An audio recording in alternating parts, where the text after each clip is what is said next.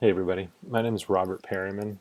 Um, I'm born and raised in Anchorage, Alaska. Once I graduated college, I moved around a little bit, and currently I am living in Bend, Oregon. It's a smallish town in central Oregon. Some of you may have heard of it, some of you may not have. So, reviewing the stuff for this week, I think that the most helpful link that we had was the one for the APA workshop. Um, Writing in APA format isn't natural to me. I don't think it is to anybody. So having that link, that resource to go back and look for like formatting stuff, doesn't need a page number. What is the title page? Doesn't need a title page. Some of those small details, because it sucks to lose points on an assignment just because your formatting was incorrect. So having that there that I can go and check to make sure that those little details are all going to be good is awesome. That's definitely something that I'm going to use. And then for the second part, we had the social media checklist, and that was kind of broken up into a couple different pieces. And so for the first part, um, personal information and accessibility, my social media accounts, while there are very few of them, they're certainly private. I don't use them for any professional capacity. I don't promote myself on them. So the information is largely personal. It's friends, family, and stuff like that as far as pictures go. And also because of that, everything is set to private.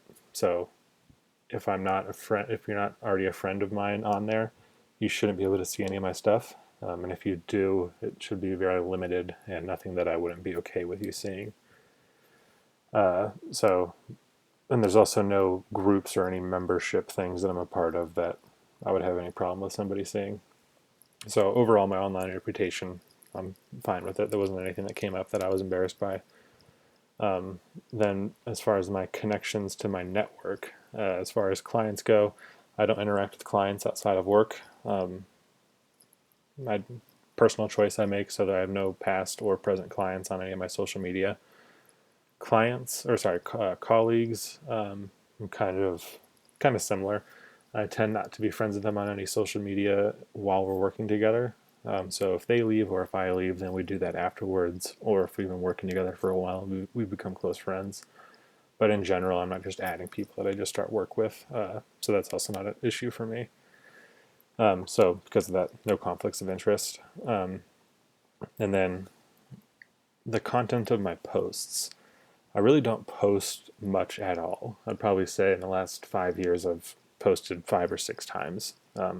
It's not something that I really care about all that much, so I'm definitely not sharing links to news articles or conspiracy stuff or creating my own post. So there's nothing like that that I need to be worried about.